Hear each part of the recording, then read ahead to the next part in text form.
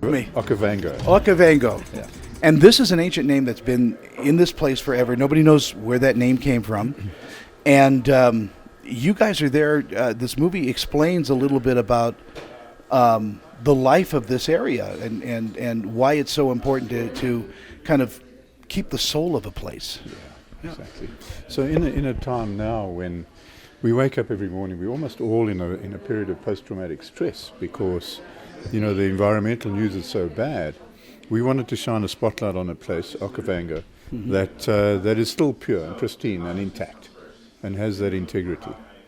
And we have lost that purity of place as human beings have encroached on the planet and spread. Well, we're polluting a lot now, but this is kind of the how this planet should look, with a very small footprint. Yeah, exactly. Yeah, absolutely. I believe that as we increase to 8 billion people, we are going to encroach all these pristine wildernesses in an alarming way. And so Okavango is really a shining light on a pristine place, but also to say we need to wake up, this is vulnerable, and how are we going to protect it? Because already fishermen want to go in there, so the hunting fraternity want to go in there, and that makes it even more vulnerable. One of the things about doing this type of filmmaking is, of course, you want this to reach out and change an audience's point of view and perception. How did it change your point of view and perception? Our point of view and perception, I believe, was changed in every way. Every day spending out there, getting to understand unique lives that are unfolding in front of us. And this could be anything from a little chick being born to a lion cub or a lioness that had to fight for her survival and almost died. And then without having, any veterinary service that was going to put her back together, she healed herself and could continue protecting her cubs. And so these are the intricate stories that are taking through, place all the time.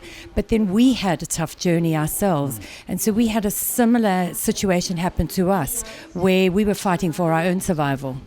And in fact, the lioness that Beverly's talking about had an exact parallel story to ours, and that she was injured by a buffalo.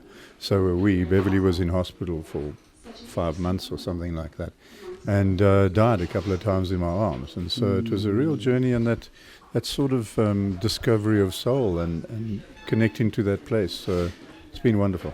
Yeah, but it's also it's just kind of spiritual in a way that you have this moment of loss, and yet everything comes back in much brilliant colors, much more brilliant ways. Well, you're right, and that's, for me, certainly watching Beverly die and holding her hand and wishing for one more second or one more minute, one more hour. And I've got years now, and so you don't want to waste a moment of it.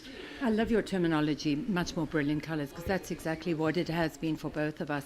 I think we embrace life in such a beautiful way, but we embrace it with a huge amount of love, and a huge amount of love for everyone around us, as well as how do we protect planet Earth. Henry David Thoreau said, in one of his poems, to simplify, just simplify.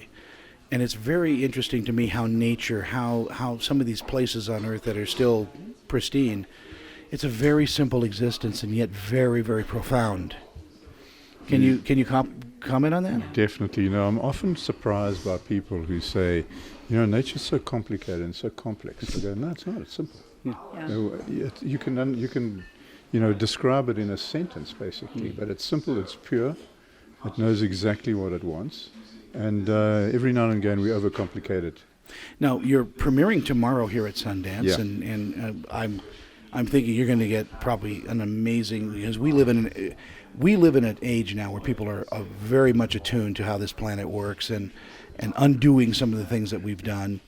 Although in some cases I think it might be a little too late for some things, but the try is worth it. Let's get back to this. Let's get back to a simpler way of existing.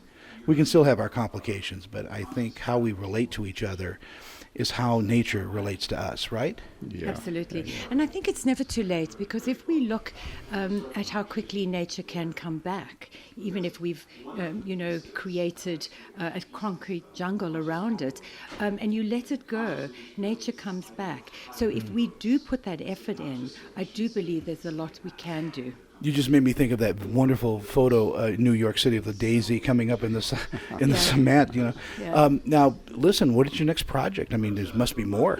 Oh, yeah. Actually, we're moving on to a scripted series now, played out with actors and scripted, and lots of drama.